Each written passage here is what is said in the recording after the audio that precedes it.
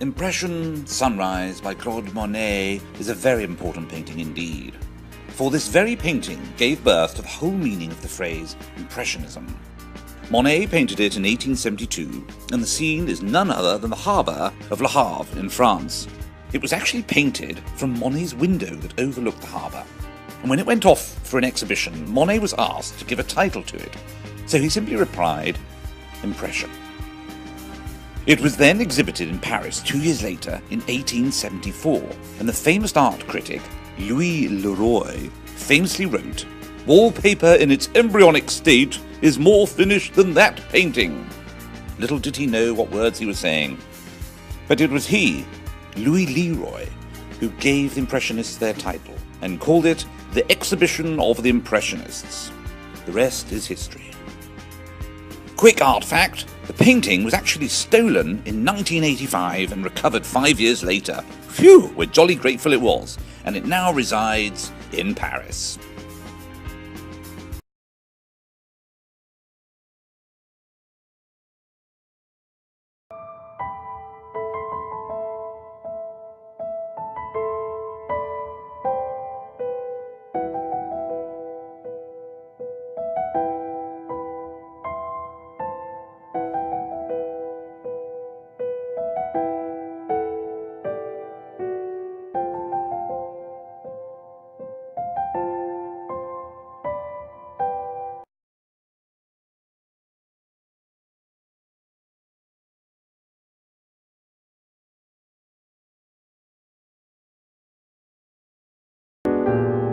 There's a long tradition of the female nude represented in the most erotic, sensuous way, clothed by mythology or clothed by sheer beauty. It's a tradition that goes back to the ancient Greeks and Romans in sculptures, for example, of the goddess Venus modestly covering her body after her bath. And Manet, in this painting that we're looking at here at the Musée d'Orsay, is clearly drawing on those traditions, but doing something radically modern. The immediate model for Manet was Titian's Venus of Urbino, except that he's stripping away the academic technique of the representation of space, of the turn of the body, but he's also stripping away that veil of mythology. And here at the Musée d'Orsay, we can see traditional nudes as Venus painted in a traditional way. Clearly, the images that Manet's Olympia is speaking to. So by academic art, we're talking about the kind of art that was sanctioned by the official academy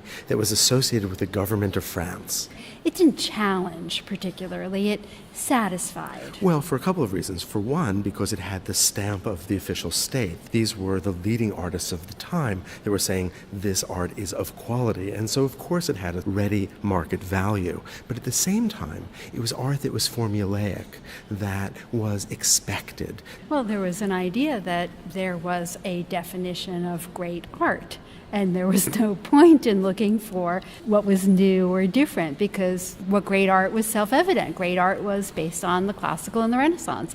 And what someone like Manet is doing is challenging those very established ideas that seemed as natural as the sun coming up in the morning. She's not a Venus. Her name is Olympia, and she looks very much like a real woman in a real apartment in Paris. So wait a minute, so how do you know she looks like a real woman as opposed to a Venus? We don't know what a Venus looks like. Her features are not idealized. They're not perfected. When we look at ancient Greek sculpture or Renaissance paintings of the nude, we have a woman who's perfectly beautiful, and you can see her face is asymmetrical and her lips are a little bit too thin. She doesn't have that perfection. In addition, the representations of the academic artists always show Venus or other nudes in a coy way. This woman is looking directly at us. She is sentient, she is thinking, and she's confronting us even as we look at her. And so there was a real problem, I think, for the viewers of this painting. There's no way to look at her and pretend that it was about beauty. One was confronted by her sexuality. There was no way to say, I'm just looking at the ideal image of Venus, of the idea of beauty. Here the reality of a nude woman is present.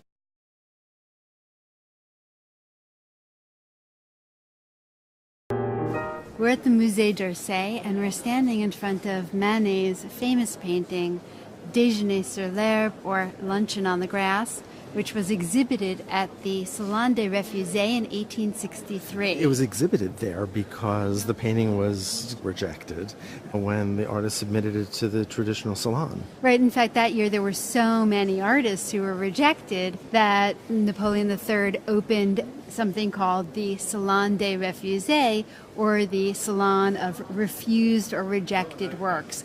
And this work was the focal point of the Salon des Refusés for the critics. This is a painting that is very much a kind of taunt, and very much, I think, an attempt to break as many rules as the artist can. I mean, it breaks formal rules, it breaks compositional rules, and it breaks rules of subject.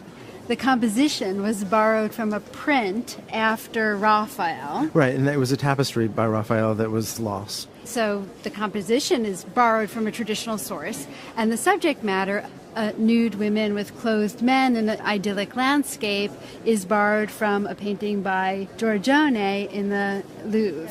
The problem is that this is not a Venus. The problem is this is not a classical context. The problem is this is modern France, perhaps a park, perhaps the Bois de Boulogne. Not only is she not a goddess, but she's a specific person. Manet's model, Victorine Meurent, and she looks very much like a real person that you would see walking down the streets of Paris fully clothed. And worse, she's looking at us. That is to say that she's not even, in a sense, giving us the sort of opportunity to gaze on her with a kind of coyness, but she's actually confronting us directly. The men who she sits with, who are fully clothed, don't look at her and don't look at us at all. So there's this assumption of sexuality, but in a non-classicizing manner.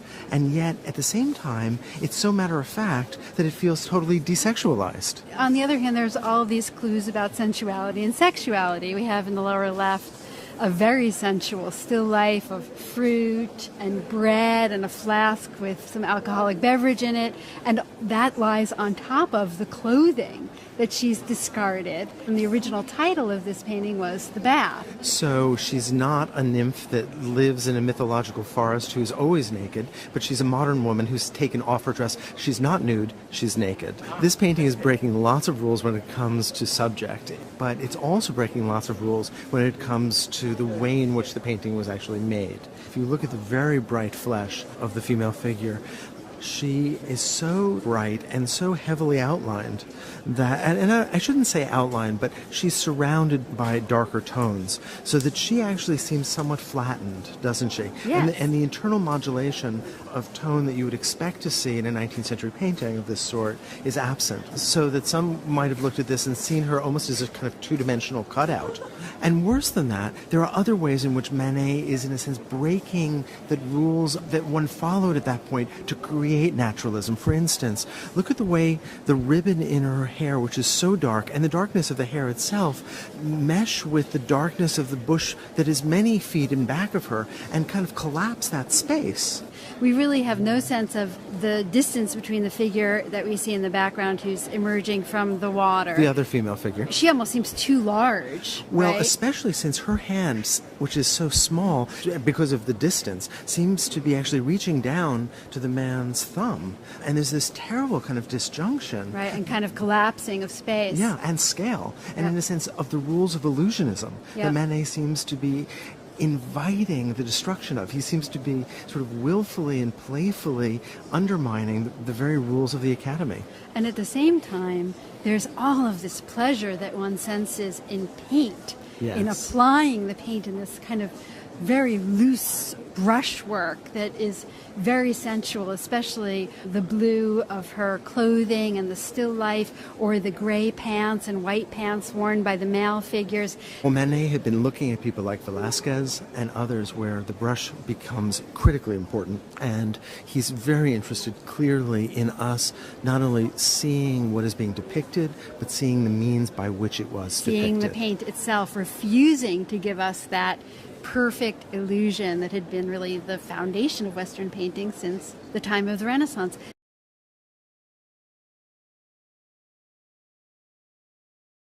On February 25, 1841, Pierre Renoir was born to humble beginnings as the son of a tailor and a seamstress.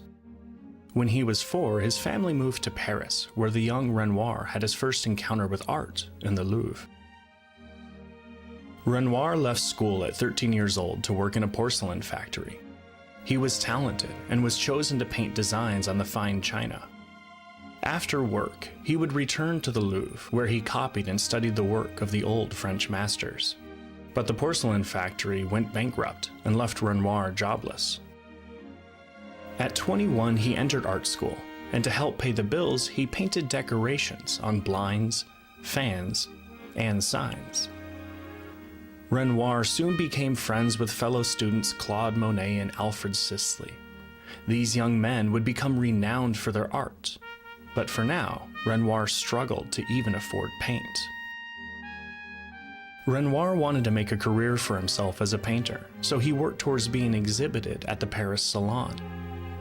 Coming from working-class roots, this must have been a daunting task, but he wanted to succeed as an artist, and the Salon was the place to be. He had his first painting accepted into the Salon when he was only 23. The painting was based on the Hunchback of Notre Dame, but Renoir must have had reservations about the work because he later destroyed it. He still struggled to make a living, relying on his friends to share their homes or studio space.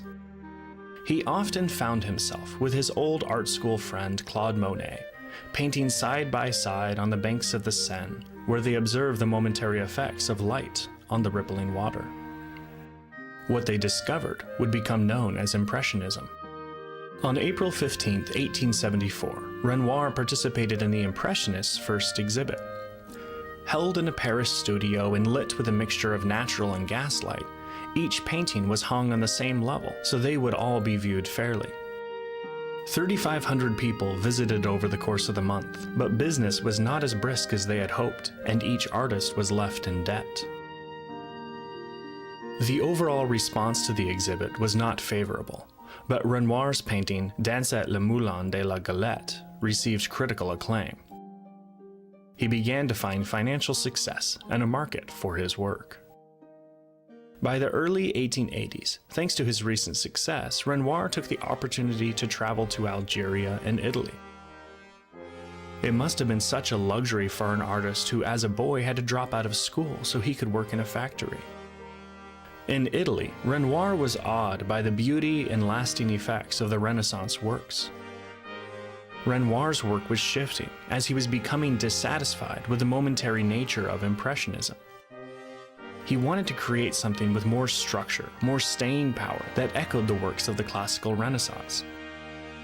In 1890, Renoir settled down and married his longtime girlfriend, and together they started a family. They moved to a new country home in the warm climate of the Mediterranean coast.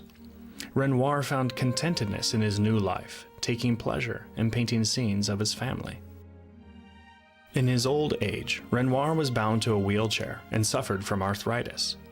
But he continued to paint, even if he had to strap the brushes to his hands. Before he passed, Renoir got to see his paintings hanging in the Louvre amongst the old masters he admired as a young boy.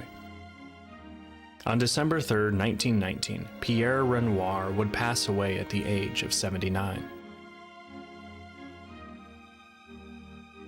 Renoir was a sensuous painter who liked to depict intimate and candid compositions in his work. Even though he was a founder of Impressionism, he continued to evolve his style. To my mind, a picture should be something pleasant, cheerful, and pretty. Yes, pretty. There are too many unpleasant things in life as it is without creating still more of them.